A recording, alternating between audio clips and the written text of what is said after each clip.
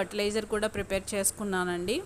Star fruit ప్లాంట్కి and కొన్ని బ్రింజల్స్కి బీరకాయ పాదులు ఉన్నాయండి, వీటికి ఇద్దామనుకుని. సో ఇవి ఎలా తయారు చేస్తున్నానంటే, బాయిల్ చేసిన ఎగ్ షెల్స్, ఆమ్లెట్ వేసిన ఎగ్ షెల్స్ అన్నీ ఒక పక్కన పెట్టుకున్నాను అనమాట ఒక 1 వీక్ నుంచి. అవన్నీ మాయిశ్చర్ లేకుండా ఇలా నేను కొంచెం ఫ్రై చేసుకుంటున్నాను. మాయిశ్చర్ ఉంటే ఏమవుతుందంటే ఫంగస్ ఫామ్ అవుతుందండి, అందుకని మాయిశ్చర్ లేకుండా తీసుకుని దాన్ని ఒక్కసారి మిక్సీ పెట్టేసాను అనమాట. సో ఫైన్ పౌడర్ అయితే ఫామ్ అయిందండి, చూడండి ఎంత గ్యాస్ వస్తుందో. ఇందులో ఎక్కువగా కాల్షియం అండ్ జింక్ ఉంటుందండి. బోన్ మీల్ ఇస్తాం కదా మనకి, ఆ బోన్ మీల్కి బదులుగా మనం ఈ ఎగ్ షెల్ ఫర్టిలైజర్ ఇవ్వచ్చు అనమాట.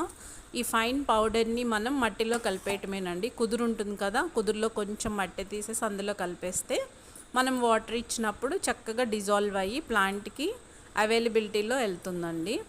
అండ్ ఇది కాల్షియం రిచ్ ఫర్టిలైజర్ అండి.